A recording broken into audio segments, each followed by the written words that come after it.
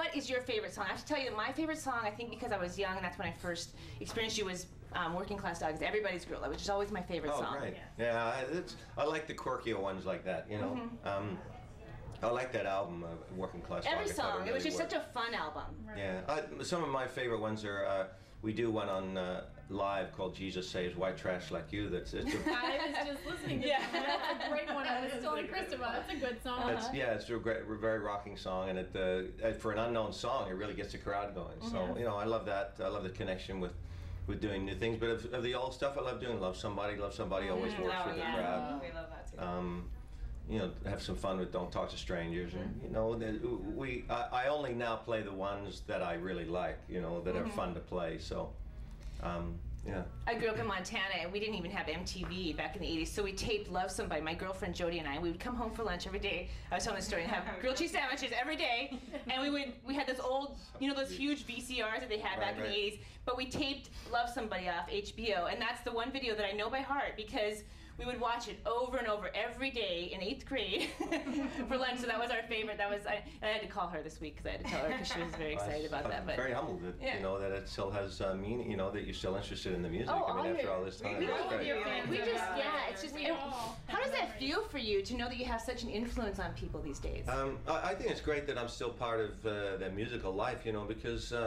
You know, you only have I think you only have a real short window where you accept music and then, you know, you get on with your life. You know, you get careers, you get families and everything.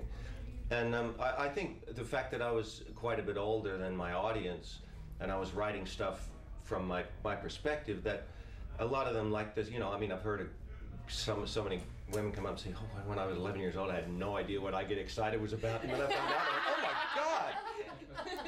And so, you know, but there's, apart from like the sexual issues and stuff, there's stuff about, you know, the death of my dad, and that song's come back to me a lot about people who since lost, you know, meaningful family members. And I was dealing with issues that I think a lot of them have just started to deal with or are dealing with, you know, and I think that's probably one of the reasons that the songs still have meaning for them, you know, because there is some depth to them lyrically, mainly because I was writing about what was going on in my life, and I still do. Okay. I know my husband was very nice to let me come here, but he thinks I'm a little obsessed and crazy. What does your wife think about all these crazy women after you all the time? She has a good sense of humor about it. You know, she was a fan herself of artists, you know, and she totally understands. It's not. I'm a fan of artists too. I mean, I drive 300 miles to go see Jeff Beck, you know, and probably be like a little girl in front of him. Cool. You know, so I mean, it's all. It's a great part of being an artist to have, you know, you do it to connect with people. I mean, if we didn't do that, then the paintings would all stay in the loft, and the demos and recordings would all stay on the shelf in the music room. You know, we do it to connect, and there's truly not many people that get into it saying, I'm going to make some money. Every musician I've ever known has said, I want to make music, and you know, and money follows if you have a good heart and you focus on what you're doing. But you know, that's for me. I realize why I'm still out touring, because it's my only way to connect with people. Because I'm very shy normally. Really? Yeah. You sit in the corner with a glass of wine at parties and stuff like that. No way.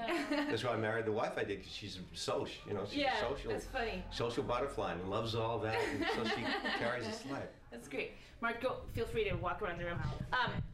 I have to tell you, call around the room. We were talking about it, and we think you look fabulous. We think, you know, you're in great shape.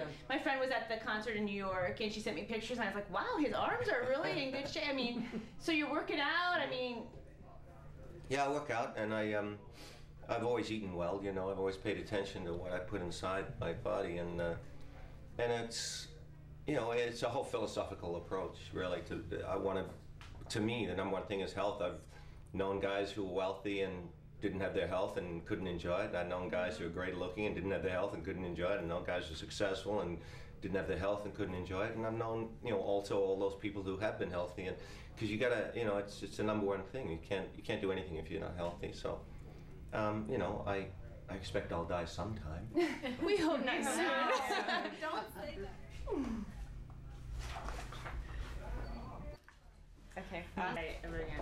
Sometimes I do. You know, like when it's I know. There we go.